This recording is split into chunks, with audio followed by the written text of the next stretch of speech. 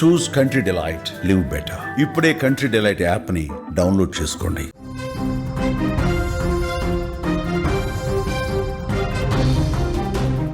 మొంతా తుఫాన్ ఎఫెక్ట్ మొదలైంది. కాకినాడలో వాతావరణం ఒక్కసారిగా మారిపోయింది. సముద్రం పూర్తిగా అక్కడ అల్లకల్లోలంగా మారింది. రక్కసి అలలు ఎగిసిపడుతున్నాయి. తీర ప్రాంతాన్ని కోతకు గురయ్యేటువంటి విధంగా అక్కడ అలల ప్రభావం కొనసాగుతుంది. అండ్ వర్షం కూడా అక్కడ భారీగా కొనసాగుతున్నట్టుగా తెలుస్తుంది. రేపటికి తీవ్ర తుఫానుగా మారేటువంటి అవకాశం ఉన్న నేపథ్యంలో కాకినాడలో తాజా పరిస్థితి ఏంటో తెలుసుకుందాం. మా ప్రతినిధి అనుశ్రీ అక్కడి నుంచి లైవ్లో సిద్ధంగా ఉన్నారు. అనుశ్రీ, కాకినాడలో ప్రస్తుతం పరిస్థితి ఏంటి? అక్కడ వాతావరణం ఏ రకంగా ఉంది? సముద్ర అలలు ఏ విధంగా ఉన్నాయి? ఈ ఉదయం నుంచి కూడా ఒక్కసారిగా వాతావరణం మారిపోయింది. ఉదయం నుంచి ఎడతెరిపి లేకుండా వర్షం కురుస్తుంది. రేపు మధ్యాహ్నానికి తీవ్ర తుఫానుగా రూపుదాల్చే అవకాశం కనిపిస్తోంది. ఈ నేపథ్యంలోనే కాకినాడ సాగర తీరం అంతా కూడా అల్లకల్లోలంగా కనిపిస్తుంది. రాకాసి అలలు ఉవ్వెత్తున ఎత్తిపడడంతో ప్రయాణికులందరూ కూడా ఇబ్బంది పడుతున్నారు. నిన్న సాయంత్రం నుంచి ఏదైతే కాకినాడ నుంచి ఉప్పాడ రోడ్డు ఉంటుందో దాన్ని పూర్తిగా నిలిపివేశారు. ప్రయాణికులు ఎవరు కూడా ఇటువైపు రాకుండా తగు జాగ్రత్తలు తీసుకుంటున్నారు. అయితే మోర్తా తుఫాన్ ఎఫెక్ట్ కాకినాడ రూరల్, అర్బన్ అలాగే తాళ్రేవు, ఉప్పాడ, తొండంగి మండలాల్లో ఎక్కువగా ఉండే నేపథ్యంలో ప్రస్తుతం అధికారులంతా కూడా పూర్తిగా సహాయక చర్యల్లో ముమ్మరమయ్యారని చెప్పుకోవాలి. మంత్రి పొంగూరు నారాయణ కూడా ఇప్పటికే కాకినాడ చేరుతున్నారు. మంత్రులతో, కలెక్టర్లతో అలాగే అధికారులతో సమీక్ష సమావేశం నిర్వహిస్తున్నారు. ఎటువంటి అవాంఛనీయ ఘటనలు జరిగినా సమాయత్తమై ఉండాలంటూ కూడా అధికారులకు సూచించారు. ప్రస్తుతం ఎన్డీఆర్ఎఫ్ బలగాలు కూడా కాకినాడ చేరుకున్నాయి. ఎలాంటి అవాంఛనీయ ఘటనలు జరగకుండానే ముందస్తుగా అన్ని ఏర్పాట్లు చేస్తున్నారు. అలాగే లోతట్టు ప్రాంతాల ప్రజలను ఇప్పటికే సురక్షిత ప్రాంతాలకు తరలించారు. పునరావాస కేంద్రాలు 269 పునరావాస కేంద్రాలను ఏర్పాటు చేశారు. అలాగే హోప్ ఐలాండ్ లో ఉన్న ప్రజలను కూడా సురక్షితంగా ఒడ్డుకు చేర్చి అక్కడి నుంచి కూడా పునరావాస కేంద్రానికి తరలించారు. మత్స్యకారులు ఎవరూ కూడా వేటకు వెళ్లొద్దంటూ కూడా నిషేధాజ్ఞలు అయితే కొనసాగుతున్నాయి. ఇక లంగరు వేసిన ఓడల్లో ఉన్న సరుకులన్నింటినీ కూడా సురక్షిత ప్రాంతానికి తరలించారు. మరో 2 రోజుల పాటు ఎలాంటి కార్యక్రమాలు కొనసాగించకుండా తగు జాగ్రత్తలు తీసుకుంటున్నారు. అలాగే స్కూళ్లకు కూడా 3 రోజుల పాటు సెలవులు ప్రకటించారు. తదుపరి ఆదేశాలు వచ్చేంత వరకు కూడా స్కూళ్లు కూడా తెరవకూడదంటూ కూడా అధికారులు ఇప్పటికే ఆజ్ఞలు అయితే ఇచ్చారు. ఇక కరెంట్ కు సంబంధించి ఎలక్ట్రికల్ పోల్స్ ఎక్కువగా పడిపోయే అవకాశం ఉన్న నేపథ్యంలో ముందుగానే తగు జాగ్రత్తలు తీసుకుంటున్నారు. నిత్యావసర వస్తువులు కూడా ప్రజలందరూ కూడా ముందుగానే తెచ్చిపెట్టుకోవాలి. అత్యవసర పరిస్థితుల్లో తప్ప ఎవరు కూడా బయటికి రాకూడదంటూ కూడా అధికారులు ఇప్పటికే హెచ్చరికలు జారీ చేశారు. కాకినాడ జిల్లా వ్యాప్తంగా కూడా ప్రస్తుతం ఎడతెరిపి లేకుండా వర్షం కురుస్తుంది. దీని ప్రభావం రేపటికి మరింత ఎక్కువయ్యే అవకాశం అయితే కనిపిస్తోంది. అనుశ్రీ, ముఖ్యంగా తీర ప్రాంతాలకి పర్యాటకులు రాకుండా కూడా నిషేధాజ్ఞలు విధించినట్టుగా తెలుస్తుంది. మరి అక్కడికి వెళ్లకుండా బందోబస్తు ఏమైనా ఏర్పాటు చేస్తున్నారా? తీర ప్రాంతాల్లో చాలా మేరకు అక్కడ ఎలాంటి జాగ్రత్తలు తీసుకుంటున్నారు అధికారులు?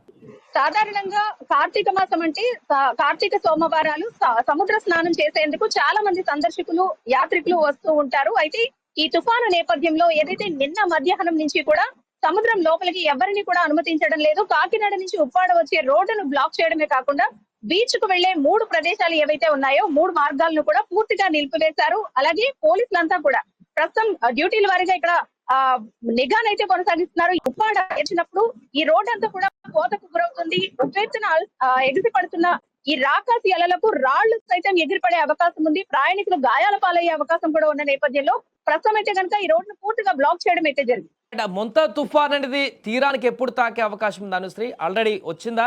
ఏ సమయానికి తీరాన్ని టచ్ అవుతుంది?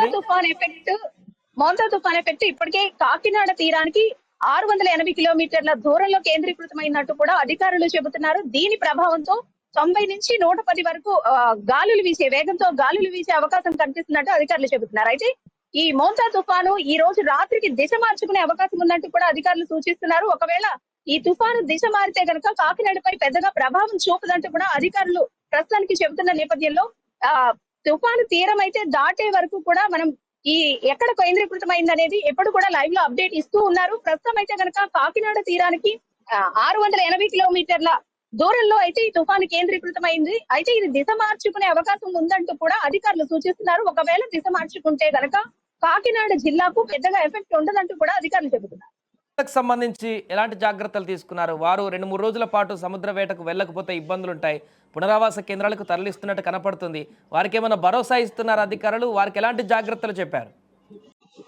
మత్స్యకార కుటుంబాలన్నింటినీ కూడా ప్రస్తుతం చేర్చిన నేపథ్యంలో అంటే 269 పునరావాస కేంద్రాలు ఏర్పాటు చేశారు. ఇందులో దాదాపుగా మత్స్యకారులే ఎక్కువ ఉంటారు. ఎందుకంటే సాగర తీర ప్రాంతంలో మత్స్యకార కుటుంబాలు ఎక్కువ ఉండే అవకాశం ఉన్న నేపథ్యంలో వీరందరినీ కూడా పునరావాస కేంద్రాలకు తరలించడంతో పాటు మంచి నీరు అలాగే ఆహార సదుపాయం కూడా కల్పిస్తున్నారు. దీంతో పాటు వేటకు వెళ్లకుండా ఉండేందుకు కూడా తగు చర్యలు తీసుకుంటున్నారు. నష్టపరిహారం కూడా అంటే వేటకు వెళ్ళని రోజుల్లో కూడా వాళ్ళకి పరిహారాన్ని అందిస్తామంటూ కూడా ఇప్పటికే అధికారులు సూచించారు. శ్రీ సో మొత్తానికి కాకినాడ వద్ద ప్రస్తుతం వాతావరణం అయితే పూర్తిగా వర్షంతో కూడుకున్నటువంటి వాతావరణం మనకు కనిపిస్తుంది. ఇప్పుడు లైవ్లో మనం చూసాం అక్కడ సముద్ర అలలు కూడా ఎగిసిపడుతున్నటువంటి దృశ్యాలు అయితే మనకు స్పష్టంగా కనిపిస్తున్నాయి. తుఫాన్ ఎఫెక్ట్ అయితే తీర ప్రాంతాల్లో స్పష్టంగా మనకు కనిపిస్తుంది. నేడు రాత్రికి ముంతా తుఫాన్ అనేది తీరాన్ని తాకేటువంటి అవకాశం ఉన్నట్టుగా వాతావరణ శాఖ అంచనా వేస్తున్న సందర్భంలో ఒకవేళ గెస్ చేసిన విధంగా వస్తే కాకినాడ తీర ప్రాంతాన్ని ఖచ్చితంగా టచ్ చేస్తుంది ఈరోజు రాత్రి ఆ తుఫాన్. ఆ సమయంలో భీకరమైనటువంటి గాలులతో రక్కసి అలలు ఎగిసిపడమే కాకుండా భారీ వర్షాల నీటివి కూడా ముంచెత్తుతాయి. ఆ సందర్భంలోనే జాగ్రత్తగా ఉండాలంటూ కూడా అధికారులు చెప్తున్నారు.